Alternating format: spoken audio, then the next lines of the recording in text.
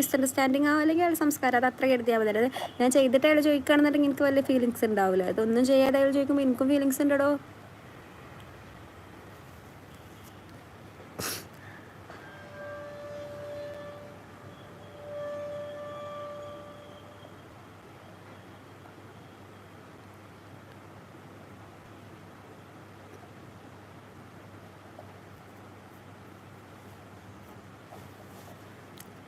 നല്ല കരയാം.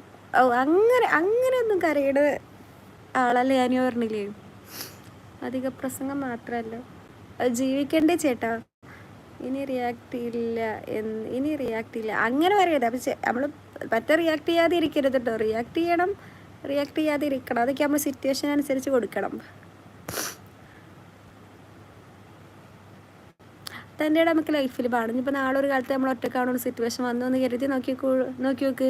വരൂലെന്നൊന്നും പറയാൻ പറ്റൂലല്ലോ.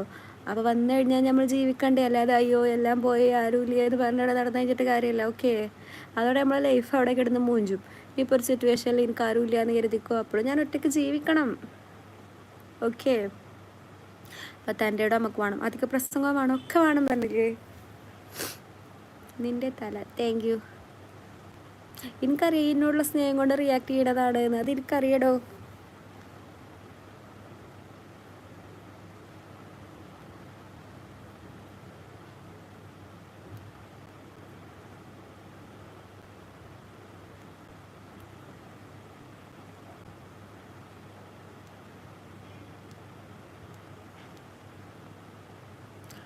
അറിയുന്ന സാധനം ഉപ്പിലിട്ട് വെക്കാൻ വെക്കേണ്ടി വരും. മുല ഉമ്മ പ്ലീസ്. വീട്ടിൽ ഉമ്മ ഉണ്ടോ ചേട്ടാ? ഹമീനെ is your do you have mother or dad? Then ask to her. കിട്ടിയാ പറയട്ടാ. മലയാളം അറിയാലോ. യഥാർത്ഥം ഇംഗ്ലീഷിലായിരുന്നല്ലോ ടൈപ്പ് ചെയ്ത്. എങ്ങനെ ഇപ്പം എനിക്ക് ഇംഗ്ലീഷുള്ള അറിയാമെന്നുള്ളത്. മലയാളം വളരെ നന്നായിട്ട് അറിയാമല്ലേ.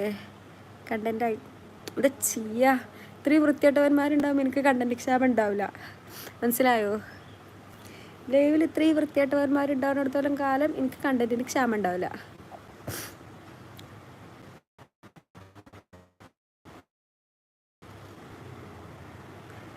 മുഹമ്മദ് യാസിർ സോറി. എതുക്ക്?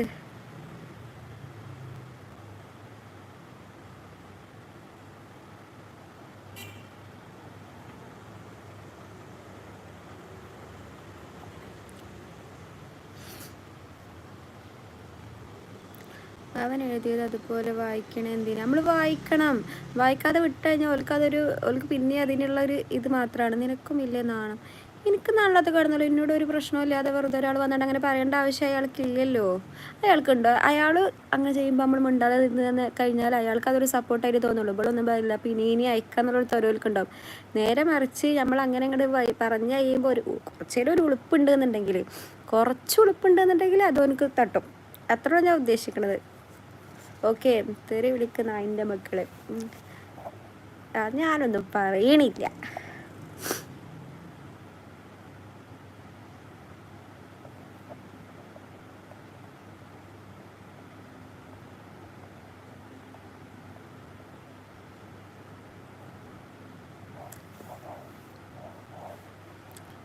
ഒരു ജിമെയിൽ ഉണ്ടെങ്കിൽ എന്തുമാവാം ഇപ്പം. അതെ, സത്യം.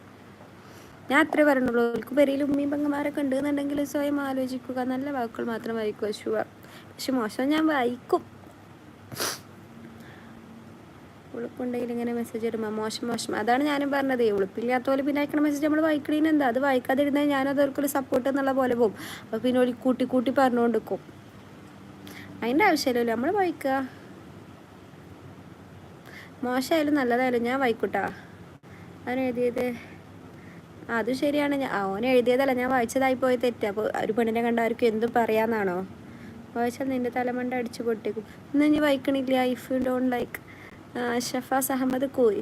മുഹമ്മദ് അയാൻ മെഹനാസ് പറയൂ. അമീനെ എനിക്ക് എന്നെ ഇഷ്ടപ്പെടുന്നില്ല. Okay bye. I hate you Ameen. 24 മണിക്കൂർ കഴിട്ട് ബാ.